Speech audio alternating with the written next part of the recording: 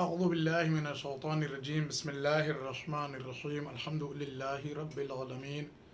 بارئ الخلائق اجمعین الصلاة والسلام علی اشرف الانبیاء وافضل المرسلین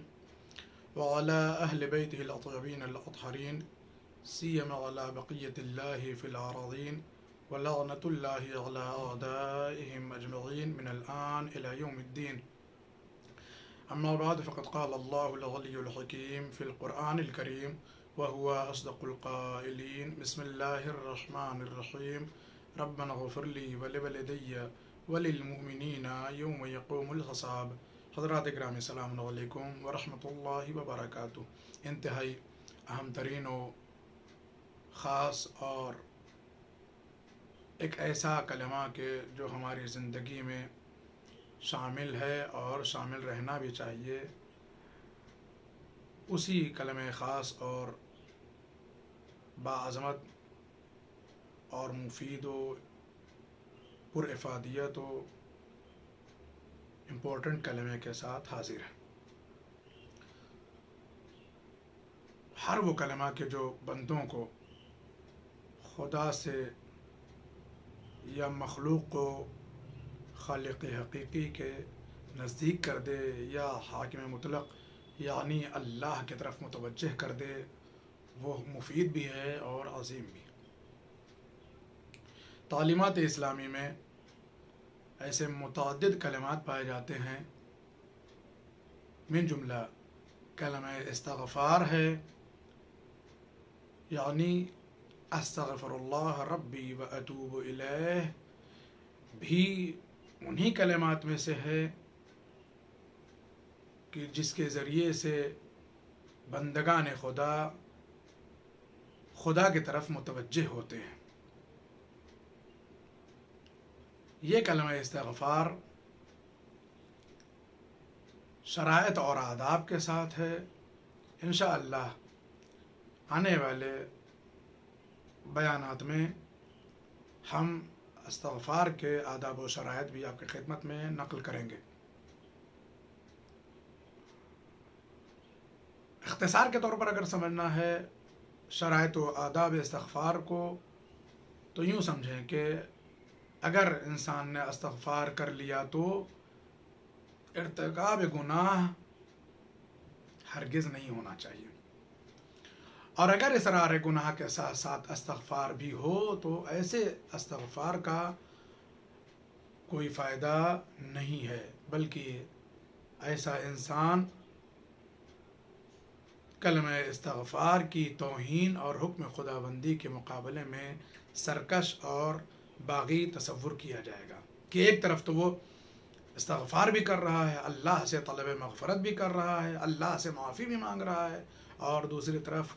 برابر گناہ بھی انجام دے رہا ہے. تو ایسی صورت میں انسان اللہ کی بارگاہ میں طلب مغفرت کرنے والا نہیں بلکہ بغاوت کرنے والا حکم خداوندی سے سرکشی کرنے والا تصور کیا جائے گا. ایک خاص بات کی طرف توجہ جو ہم سب کو ایک بڑے فساد سے بچا سکتی ہے، وہ یہ کہ شریعت اسلام یہ کہتی ہے کہ اگر کوئی پیش نماز یا امام جماعت نماز کے آغاز سے پہلے جا نماز پر بآواز بلند کلمہ استغفر اللہ ربی و اتوب الیہ کو اپنی زبان پر جاری کر لے تو پھر معمومین کے لیے یعنی جماعت میں شرکاء کے لیے، ان کے لیے کہ جو جماعت میں شریک ہیں، جو اقتداء کر رہے ہیں اس امام جماعت کی، بغیر کسی تجسس و تفحص و شک و شبہے کے، بغیر کسی انکوائری اور نوٹس کے اس امام جماعت کی اقتداء مناسب بھی ہے، جائز بھی اور واجب بھی ہے. حتیٰ اگر امام کے سلسلے میں معموم کو کسی لغزش، گناہ یا خطا یا اشتباہ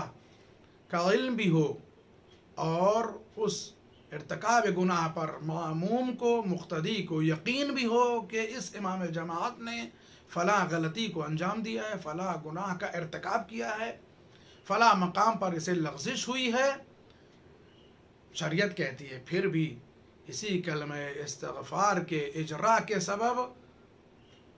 اس امام جماعت کی اقتداء میں کوئی مانع نہیں ہے۔ اگر مصلی پر آ کر کے بآواز بلند امام جماعت استغفر اللہ ربی و اتوب الیہ کہہ کے اپنی نماز کا آغاز کرتا ہے، تکبیرۃ الاحرام انجام دیتا ہے اور نماز میں داخل ہو جاتا ہے، تو ایسی صورت میں مأموم اگر امام جماعت کے کسی عیب کو، کسی گناہ کو، کسی سرزد کو، کسی اشتباہ کو، کسی غلطی کو جانتا بھی ہو، یقین بھی کرتا ہو، پھر بھی اس کے لیے اسی اقتداء کرنا مناسب بھی ہے، اور اس اقتداء میں کوئی چیز مانع نہیں ہو سکتی ہے، آنکھ بند کر کے اس کی اقتداء کر سکتا ہے۔ یہ بیان عمومی طور پر ان سب کے لیے ہے، لیکن خصوصی طور پر ان کے لیے جو بات یا کبھی بنا بات پر بھی اپنے امام جماعت سے اپنی مرضی اور مزاج کی بنا پر ناراض ہو کر اس کی عدالت اور اقتداء کو بے معنی تصور کر لیتے ہیں۔ یہ ہمارے معاشرے میں بہت عام بات ہے کہ ہمارے مزاج پہ اگر کوئی عالم دین صحیح نہیں اترا ہے، ہمارے مزاج کے اعتبار سے وہ عمل انجام نہیں دے رہا، ہماری کسی بات کو اس نے نہیں مانا، یا ہمارے خلاف اس نے کوئی بیان دے دیا ہے، البتہ ہو سکتا ہے کہ وہ خلاف نہ رہا ہو، اس نے وہ بات کہی ہو کہ جو سب کے لیے عام ہو، لیکن وہ کیا ہے، نشانے پر لگ گئی ہو وہ بات، اور وہ کمی انہیں کے اندر پائی جاتی، لہٰذا انہوں نے سوچا کہ صاحب انہوں نے ہمارے لیے بیان کیا، تو اب سیدھا سادھا راستہ یہ ہوتا ہے اماموں کے پاس اور عوام کے پاس کہ صاحب جو ہے وہ ان کے پیچھے نماز نہیں پڑھیں گے، اور ان کی عدالت اس کی نگاہ میں ساقط ہو جاتی ہے، اور وہ اس قابل نہیں رہ جاتے ہیں کہ وہ امام جماعت رہ سکیں۔ تو یہ مسئلہ ان لوگوں کے لیے ہے۔ تو ایسی صورت میں کیا ہوتا ہے کہ یہ لوگ جو ہے وہ اس امام جماعت کی عدالت کو بے معنی تصور کرتے ہیں، اور آخر میں جماعت میں شریک ہونا یا اس امام جماعت کے پیچھے نماز پڑھنا ترک کر دیتے ہیں۔ آخر کلام، غلطیاں کس سے نہیں ہوتی ہیں، اشتباہات کس سے سرزد نہیں ہوتے ہیں؟ آپ کا امام جماعت معصوم تو نہیں ہے، آپ کا امام جماعت ملک تو نہیں ہے، فرشتہ تو نہیں ہے نا۔ خوب گناہ کس سے نہیں ہوتے ہیں؟ جبکہ یہ بھی ممکن ہے کہ اگر اس سے غلطی سرزد ہوئی ہے یا گناہ اس نے کیا ہے یا ارتکاب گناہ کیا، تو ممکن ہے کہ اس نے توبہ بھی کر لی ہو، جس سے علم جو ہے وہ آپ کو نہ ہو، تو ایسی صورت میں احتیاط ضروری ہے۔ آخر کلام میں جو بات ہے وہ یہ کہ ہم ہر مسئلے میں خود عادل نہ بنیں، بلکہ اپنے مسائل کو عادل حقیقی کے لیے بھی چھوڑ دیں، کہ اگر واقعی اس نے جو ہے وہ گناہ کیا ہوگا تو عادل حقیقی اس کو دیکھ رہا ہے، سمجھ رہا ہے، اس کی سزا دے گا۔ شاید اللہ نے اسی لیے یہ انتظام کیا ہے کہ اگر بندے نے آ کے استغفر اللہ ربی و اتوب الیہ کہہ لیا، تو ظاہر سی بات ہے کہ اس نے معصیت خدا کی تھی، اللہ کی بارگاہ میں اس نے مثلا جو ہے وہ غلطی کی تھی، اللہ کے حکم کا عدول کیا تھا، اس نے اللہ سے طلب مغفرت کر لی، لہذا اب کوئی مسئلہ نہیں رہ جاتا ہے۔ ہمیں اور آپ کو احتیاط کرنے کی ضرورت ہے، اور اس مسئلے میں خاص طور سے مبلغین کے لیے، ائمہ جماعت کے لیے، ائمہ جمعہ کے لیے بہت زیادہ احتیاط کی ضرورت ہے۔ بے شک ائمہ جماعت کی بھی اپنی ذمہ داریاں ہیں، انہیں بھی محتاط رہنا چاہیے اور رہتے بھی ہیں، لیکن عوام کو بہرحال محتاط رہنا چاہیے، اور ان مسائل کو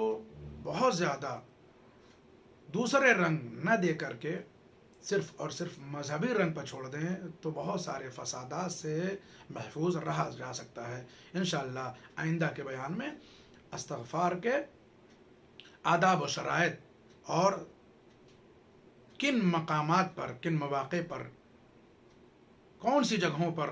یا کن اوقات میں استغفار کی تاکید کی گئی ہے، روایات اور آیات کی روشنی میں کہاں استغفار کرنا زیادہ مفید اور مؤثر ہوتا ہے، ان سب باتوں کو انشاءاللہ آئندہ کی ویڈیو میں